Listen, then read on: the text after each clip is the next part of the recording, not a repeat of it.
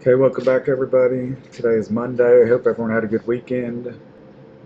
Last week we wrapped up Chapter 4, had another lab day on Friday to work on our entrepreneur exercises and our entrepreneur marketing plan. This week, let's just take a look at where we're at in Moodle. Remembered, huh? Look, remember where we're at in Moodle.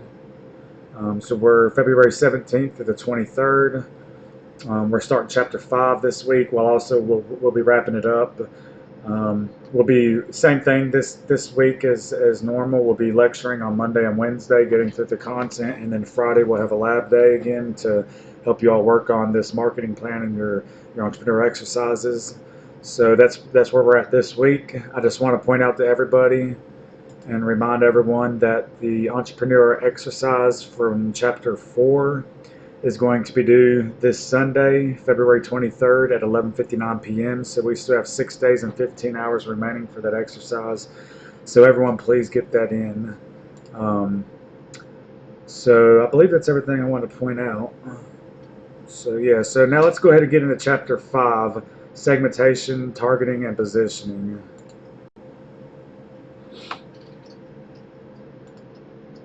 So the introduction to this chapter starts off with the idea of segmentation is based on the premise that customers are different, customers have different needs, customers behave differently.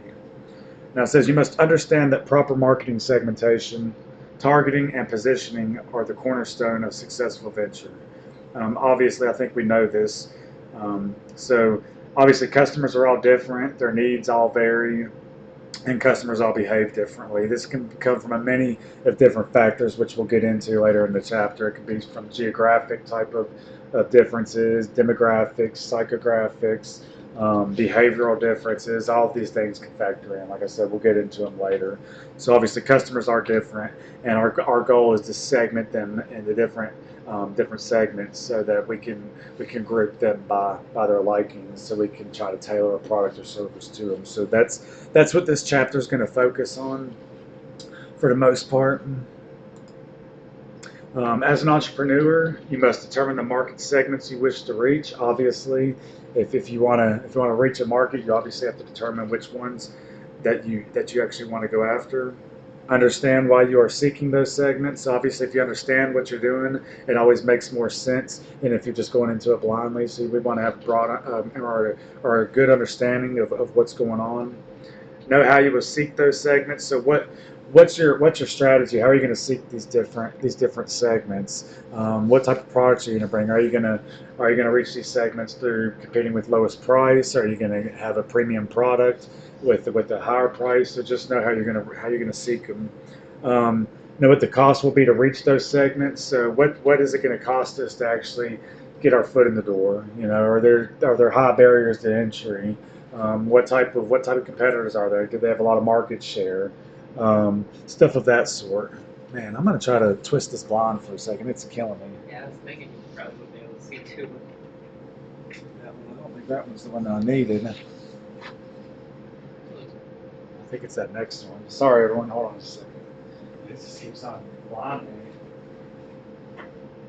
I would be able to scan it. Yeah, I can't do that. Probably had to glare at the TV too. Yeah, too bad. Would have been. All right, sorry everyone. I was blinded by the light. Um, so know the cost of reaching the segments. Obviously, the cost is important. Know your return on investment. Obviously, we want to know if this venture is even going to be successful and is going to produce a return on investment. Obviously, the ROI here, the return on investment, is really important. Investors and creditors want to see what your return on investment is going to be. Obviously, we're not going to invest in anything that's not going to give them a return, and that's ultimately going to determine whether your venture is going to be successful or not. It's based upon what type of return you're going to get on your investment. Because ultimately, that's why we're going into business, right? That's why we invest money into something. We put our money to work with hopes that we're going to get a return out of it, right? So that's obviously very important. So we'll start out with market segmentation. It involves aggregating prospective customers into groups. Now, these groups have common needs and are going to respond similarly to specific marketing offers. Um, So obviously, if we put these people into segments or these groups and into different segments, and they have similar needs, then obviously they're more likely going to respond pretty similar to those products or services because they derive the same need. You know what I mean? Or they want the same benefits out of the goods or services that they're wanting to buy. From these groups, you'll select your target market and segment. And segmentation is a way to link customer needs to the venture's marketing actions. So obviously, if we segment a group of people over here and say, okay, you know, they want this type of product or this type of service, obviously, then our actions need to line up with whatever their needs are. So like that's why I'm saying this is where they come to a match right here with what the venture's objectives and goals are with the needs here. When they align, that's a good thing. So some questions any segmentation analysis must answer. What is purchased? Who is purchasing? Where it's purchased? How much of the product or service is purchased? How much is purchased? When is it purchased? And why the product or service is purchased? So these are all very, very important questions. These kind of, if you remember, this kind of relates to, in a way, to those questions the entrepreneur was asking himself a couple of chapters ago: is where's the money, who has the money, how do I get the money first, stuff of that sort. So it all, you can see it all kind of ties in. We want to know where the money's at. We want to know what's being purchased, where it's purchased, why it's purchased. Out of all of these questions, what do you say would be probably the most important or the most vital one out of all of them? If I had to pick one, I'd probably say who is purchasing because we're really focusing on the customer. Who is purchasing, right? I'd say that's probably the second most important out of all of them. I would say the why is the product or service purchased is the most important one, just because it explains the behavior of the customer. So it kind of, if you know why someone wants something, you can kind of have a good understanding. But you also obviously have to know who it is too to know why they want something. So obviously they're both extremely important. But those are the two that are most important to me. I was kind of torn between the who and the why, honestly, at first, and I kind of veered towards the why after I kind of got some insight on the author and kind of seen why his thoughts on why the why is so important. But not to say that not all of these are important. They're all important and play a vital role. But I definitely believe that the why and the who is the most important because we obviously want to know who we're reaching and why they're buying because we're trying to determine what their needs and wants are, right? Or try to create a desire to buy a product that they didn't already have. So the most important question from the previous slide is why is the product or service purchased? This question directly relates to the notion of customer needs. So once again, we just really want to know what their needs are and what their wants are because we're trying to service those needs and wants and do it better than that of the competitor. So some additional requirements for effective segmentation. Market segments must meet the following criteria to be considered a true segment. So customers have similar needs. Obviously, if we're going to put some people into a certain group based on characteristics being like, then obviously they're going to have similar needs. There must be differences in needs across segments. So obviously different segments are going to have different needs, so they need to be different. The segments must be measurable, the size, location, and profile. Obviously that's huge because that's going to determine whether it's going to even be worth going after. You know, if the size is really small, then chances are, you know, if we do reach these prospective customers or clients, you know, then chances are if we don't have, especially if we don't have recurring revenue, it's really not going to be worth it, economically feasible. The location, maybe, you know, we have some supplies, maybe we're delivering lumber or, you know, raw lumber, and we have these really long logs that are on the back of these trucks, and we need to deliver them to like down in McDowell County, but we can't get down there because some of the roads are too curvy, so the location could be an issue on trying to reach a customer or trying to deliver a certain item. Or the profile, you know, the profile of the actual person. The segments must be big enough to serve economically. So once again, the size of the segments comes back into play. So if it's not economically feasible, if the size isn't large enough, then chances are it's not worth their while to go after it. There must be a way to reach the segments. We've reached the customers through promotion and distribution. I think we've already established that in the other classes and earlier in this semester.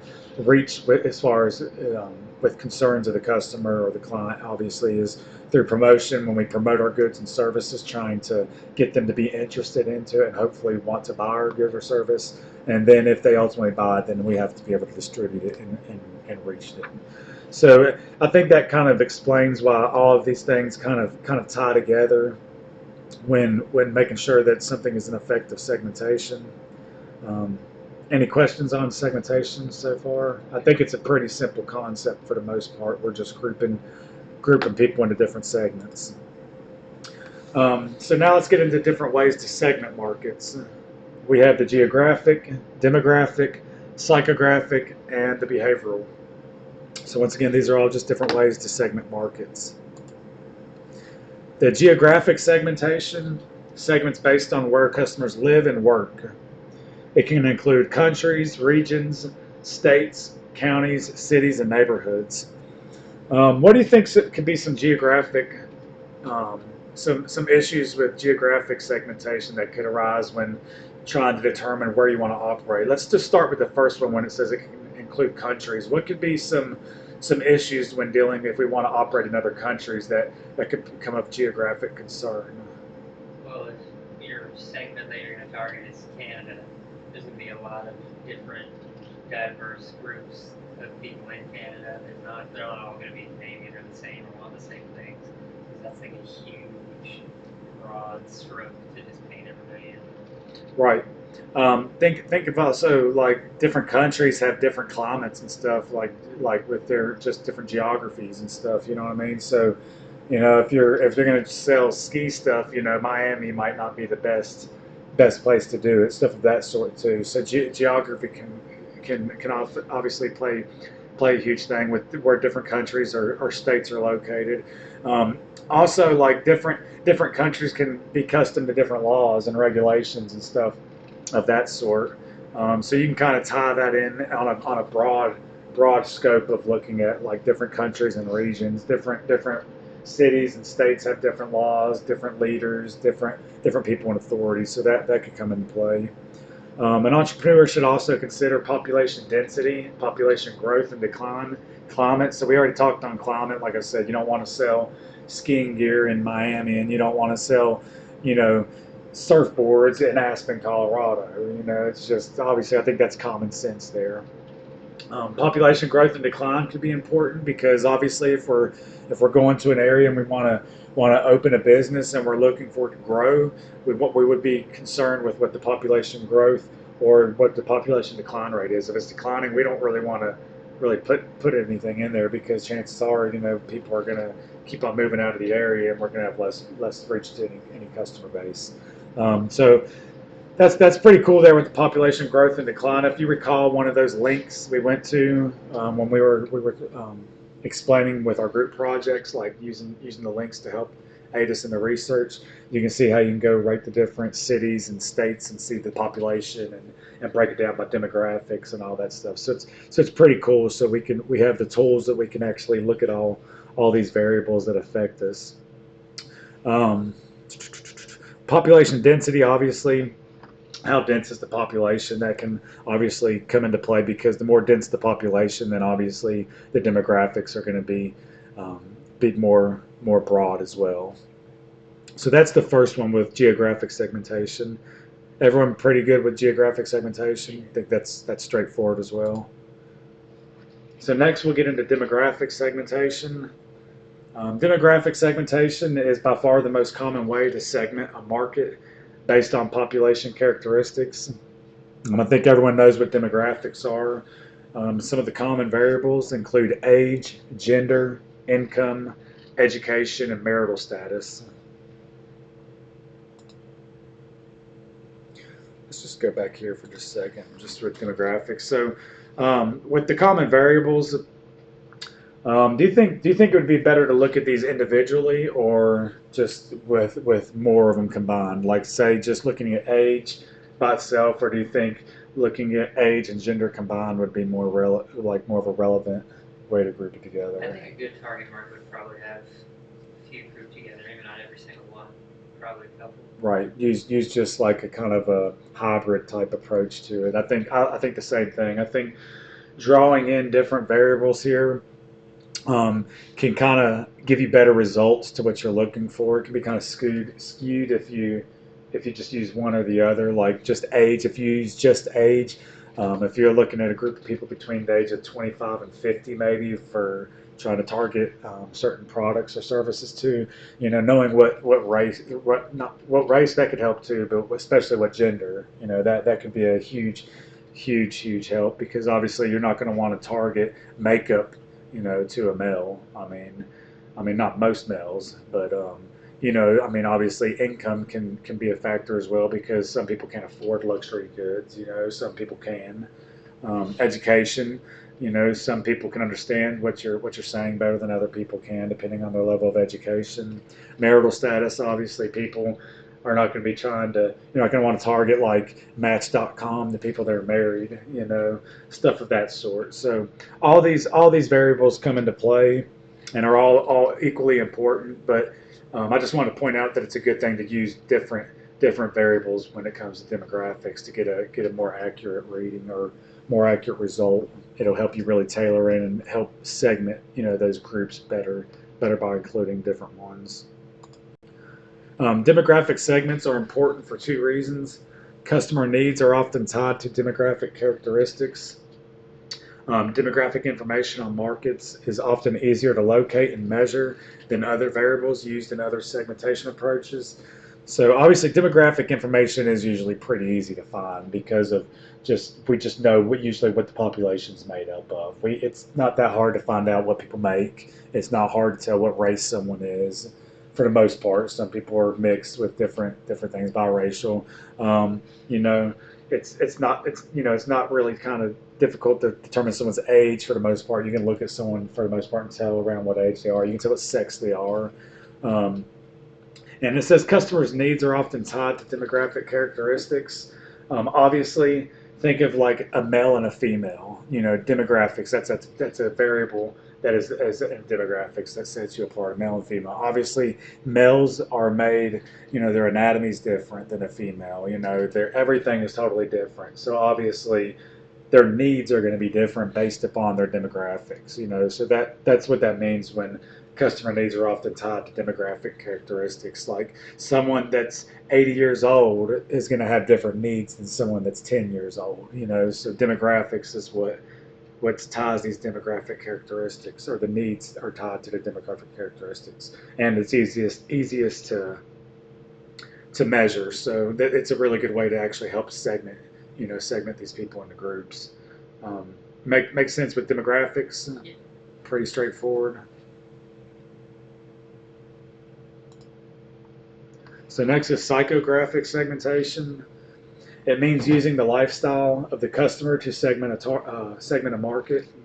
Entrepreneurs base their lifestyle profile off his or her activities, interests, and opinions, and this typically affects the types of products and brands people buy.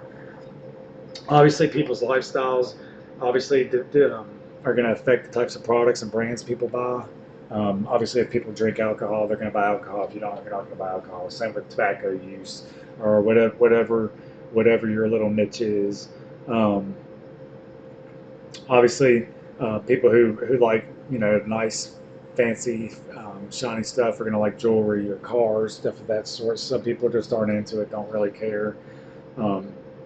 So psychographic segmentation, just trying to focus on people's lifestyles and kind of their behavior, but not totally behavior, just their lifestyle of what they deem as being important to them. And next is behavioral segmentation. It uncovers the why behind customers' behavior, which is the benefits sought, and reveals the product or service usage, heavy, moderate, or light. So obviously, if you recall the questions that a market segmentation analysis must answer, that the why customers are buying the products and services, it said that was the most important one. So obviously, the behavioral segmentation would be a good place to start when doing your market segmentation. because it kind of answers that question of why they're buying. And obviously, like we said, if you know why something's happening, it's easier to go from there. Then you can kind of go to demographics and see why their needs are what they are. Based upon building off this why. You can go either way, obviously, but in my opinion, I think that finding out the whys is really important. So behavioral segmentation is a really good starting point. Also, like it says, it reveals the product and service usage, heavy, moderate, or light. That's going to be of great relevance to the entrepreneur because obviously, if people are just barely using your product or service, then obviously that's not going to be that big of a success. But if they're using it a lot, then we can pump out a lot of that good or service. Um, so obviously, behavioral segmentation is going to cover the why, reveal the product or service usage. Customers buy products and services for the benefits that product services can promise. They're not actually just buying it because they're like, oh man, I've got this service. They're doing it because they want what the value it brings. Same with the product. They're not going to buy something just to say they have it. Well, some people might, but they want the benefit of it. Like if you want a nice, fast car, it might be because you want people to just look at you, or you might just want to be faster than other people, whatever it might be. Um, Behavioral segmentation is the best approach to market segmentation, and once again, it's because it helps answer the why behind customer behavior. Customers' needs, once again, benefits sought, define segments, while the previous variables, geographic, demographic, and psychographic, helps describe the segments. So it says customers' needs, define segments. So what's it saying there? If customers' needs define segments, while previous variables, geographic, demographic, psychographic, help describe segments. Can you decipher what that's saying there? Like, is it talking about behavioral segmentation? That's when customers decide things based on their needs, or that's talking about? Yeah, it's saying like the needs define the segments. So like the segments are defined by their needs. So when if you find out like the people's needs, then you can kind of define what that segment of the market is. Like okay, like remember when we did that example of like the drill? Some people wanted like a really high powered drill and were willing to pay more for it if they used it every day in their trade, and other people were more apt to just want to pay less because they didn't use it that often and they were just like handymen and did stuff like that. So we could define that segment based upon the customer's needs. So then we define one segment as okay, we're going to have a high powered, high cost drill for the carpenters and the contractors. But then this segment, we define the needs. We're going to have a low cost drill that's just mediocre, because these are the do it yourselves, just the people doing stuff in the house. So that's kind of how the needs define the market. So that markets have been defined. High cost drill, high power, low cost, low whatever. So that's how the needs define whatever that market segment is. And then it says the previous variables, geographic, demographic, and psychographic, help describe the segments. We can see that too because if, like it says, the needs, like we said, go back to that drill thing, it defines what it is, but then like the geographic, demographic, psychographic, that just helps just build upon it, pretty much just describe it. Because I mean, I know it's kind of confusing, but it took me a minute too while I was prepping for it to kind of get it to come around. But So you can figure out what the customer needs, then you can figure out the segment, and then just build upon it with the other segmentation. right, because like it's saying, like the demographics, like it's saying, it's asking, like answering the why, or is that what it says describe the segments, like describing it, like a woman, like I said, a woman, there's certain stuff she might use, like certain needs because of being different from a man. It's just describing, I guess, that type of thing. I know I'm kind of butchering this, but we'll just keep on moving on right now. But the main thing is the customer's needs can define the segment, right? And I think that's why if we can find the needs, obviously that's the why they're buying it is because they have a need. That's why they're buying it. That's why the behavioral thing is such a good thing to start with. Because it can define that actual segment, so it actually helps you create that segment. But then once you have that segment, then you can start getting into the demographics and the geographics and stuff of that sort to help kind of tailor it, I guess, is another way to describe it. If you can segment your customers based on needs, you can determine whether your product or service can meet those needs or deliver those benefits. So obviously, once we know the needs, then we know can we even can we even service the needs, because we might not be able to. Obviously, if someone's hungry and we're selling shoes, we can't help them. Let's see here. So after I've butchered behavioral segmentation, is everyone all right with it? I know it's a little. You're pretty good. Main thing to take away with it is it answers the why. It's a good starting point, and it says it's the best one out of the segment between the psychographic, demographic, geographic, and behavioral. The behavioral is a good one to start because it answers the why, and just build from there. So here's a detergent example. So we all know what laundry detergent is. And this is pretty much the book. This is just pulled directly from the book, and this is just giving an example of how you put people into different segments within one industry, right? So this is dealing with the laundry detergent industry. So the first group of people, their needs are they want and seek a cleaner, brighter clothes and soil removal. So that's what their needs are, and the book actually gives the brands of what each of these are. So I'll go ahead and that was Tide. So the first one would be Tide, right? So that's what Needs Group 1 wanted. Needs Group 2 wants to see clean clothes, but at the lowest price possible. That's going to be ABC brand. So as we can kind of think, well, I think everyone's kind of familiar with laundry detergent of what's out there.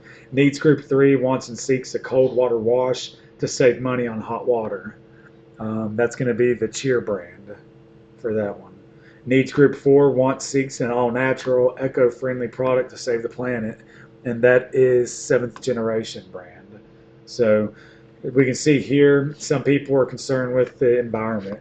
They want to protect the environment, so we've grouped them into a segment. Some people want their clothes to be the cleanest and the brightest, and they don't really care what it costs, so they're going to pay for whatever that is. Some people don't want to spend money on hot water, so they get a brand that can go about that. So get the gist here. You just based on their wants and needs and what they desire, you can group them into segments, so that way we can create a product to fulfill whatever their needs or wants are. So I think the detergent example is a really good example of just explaining what actual segments look like. So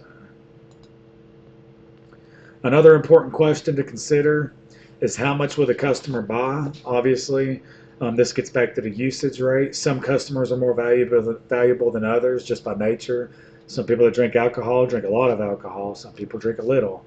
Obviously, for the fast food industries, people that are obese and heavy are going to be much better revenue customers than people that are health conscious or skinny, because they're going to order way more food off the menu. People that are athletes are going to buy a lot more sporting goods and sporting apparel than people that don't really care about sports, stuff of that sort. But how much the customer is going to buy is ultimately going to have a big effect on the entrepreneur, because that ties into recurring revenue, your return on investment, and everything. So just know some customers are more valuable than others. This defines the product and service usage rate. Obviously, the usage rate is how much of the product and service is used by the customers. Some customers consume more product than others. Not all customers are equal. A small percentage of customers may represent the bulk of consumption. So that's also good to know. A composite approach.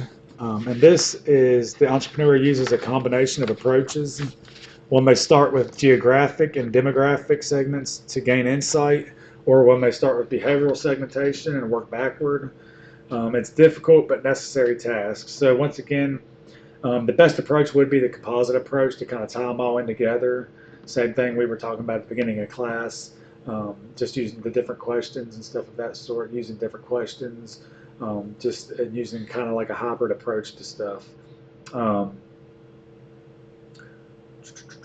Obviously, it says it's difficult but necessary. Obviously, if we want to even attempt to put people into segments, then we have to go through this process. So it is necessary. Everyone good on a composite approach. Obviously, it's just combining the different variables we went through to try to tailor results.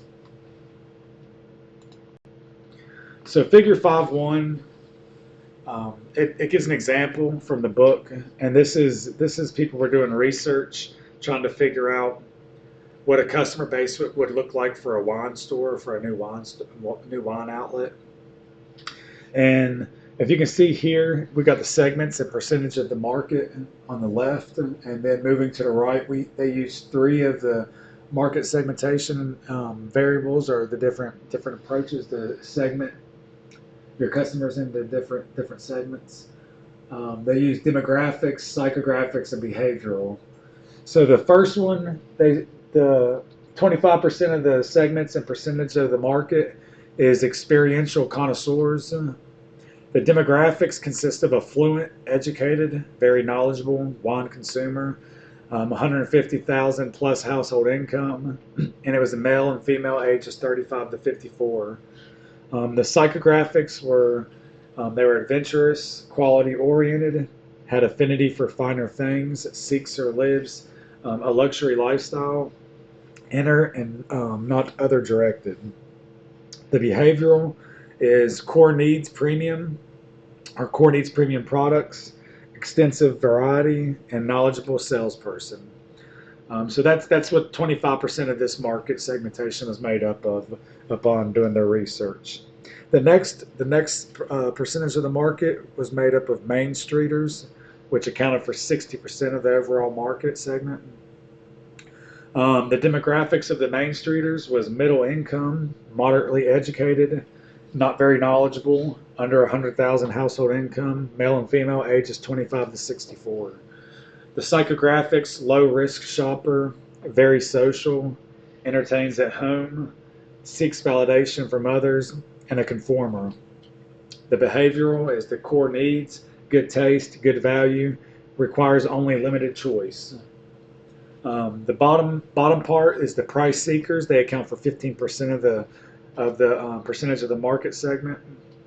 The demographics for the price seekers were lower income, less educated, least knowledgeable, but a frequent drinker, under 75K household income, and male and female age 25 to 64. I thought that was funny. Less knowledgeable, but a frequent drinker. Psychographics, present day orientation, driven by habit, stick to what they know and like. Behavioral, core needs, best price. So that's how they group their market segment. I think by looking at this, it's kind of cool. I was looking at it when reading through it when prepping for the lecture, and like I said, I got a laugh out of the less knowledgeable or least knowledgeable and a frequent drinker. If you look at the psychographics and the behavioral and the demographics of each group, it kind of explains why they're in each of the categories. If you think about it, like the price seekers, 15%, the psychographics, present day orientation, they're just worried about today. They're not planning for tomorrow. Driven by habits. So once again, they want a beer, they're going to drink a beer. They don't care. They don't care if they're going to be hungover tomorrow. They want a beer right now. They don't care if they have to be at work. So it's a reason why they're in the price seeking category, because it all ties into the psychographics. So all these things, what I'm saying, all these things all tie in to one another. Obviously, if you're higher educated and and you're driven, and you want finer things, and chances are you're going to be able to afford finer things, because that's what drives you. You're focused. You're not worried about what your habits want. You're worried about what's going to be best for you in the future. Stuff of that sort. So it's kind of cool how, based upon what the demographics, psychographics, and behavioral are on what type of the I guess what level or what spectrum they fall on within the different segments of the market. So obviously, by knowing this about that segment, or their characteristics of this segment of people, then they'll know what type of wine to stock their shelves with. They know they're going to have about 25% of the people that are buying top shelf. 60% Main Streeters, so that's going to be like your middle shelf, your average. They just want good taste, good quality, good price, stuff of that sort. So pretty good little chart here. Just like I said, just giving an example of people that were going to start a wine store, of how they went about doing their market segmentation. So now let's think about the group project for a second. Even though it's not a group project, this is this is talking about the marketing plan that we're actually doing, the or entrepreneur marketing plan. Just take a few minutes and identify your segments and discuss some ways to behaviorally segment your customers. So this is just a good little point where you might be at while you're working on this project. Obviously, we're not doing group projects. The structure of the class is a little bit different this semester. No group projects; they're all individual. So just try to identify your segments and discuss some ways, or think about some ways to behaviorally segment your customers. This is about where you should be at right now.